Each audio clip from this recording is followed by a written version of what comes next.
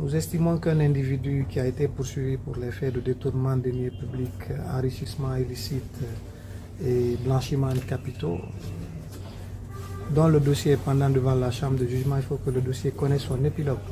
Et aujourd'hui, nous avons évolué, heureusement. Les juges ont renvoyé à cette date pour les plaidoiries et réquisitions. Et le ministère public que nous représentons à la barre a demandé à ce que le prévenu soit condamné à 5 ans d'emprisonnement et à une amende de 5 milliards de francs guinéens. Nous estimons que c'est juste le minimum pour un individu qui est poursuivi pour les faits de détournement de deniers publics. Et nous estimons que la Chambre va nous suivre pour que plus jamais dans notre pays des choses comme ça puissent se reprendre. Mais les faits de détournement de deniers publics, d'enrichissement illicite et de blanchiment de capitaux sont des faits qui sont suffisamment graves au regard de la loi.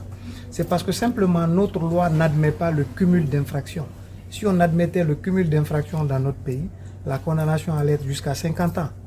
Mais parce qu'on ne fait pas de cumul de peine dans notre pays, qu'il faut prendre la peine attachée à l'infraction la plus grave.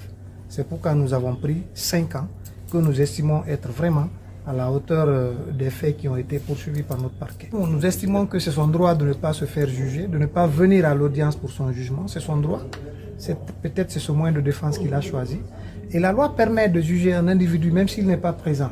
Surtout que c'est un refus de comparaître. Donc ça nous permet de continuer la procédure et de faire tel que la loi l'a dit et le condamner de façon contradictoire parce que nous avons constaté que sa comparution devant la chambre de jugement était vraiment un refus de sa part. Donc ça ne nous a pas empêché de suivre la loi pour que la décision puisse être entreprise. Toujours est-il que nous sommes focus dans nos réquisitions. Tout ce que nous avons développé dans nos réquisitions, ce sont des éléments que nous avons tirés du dossier. Nous n'avons rien inventé. C'est un dossier, je rappelle, qui est passé devant les enquêteurs, enquête préliminaire, qui est passé devant la chambre de l'instruction et la chambre de l'instruction a estimé que Dr Ibrahima Kassory devait être jugé devant la chambre de jugement. Et c'est tous les éléments que nous avons développés à l'audience sont tirés du dossier que nous avons reçu de la chambre de l'instruction.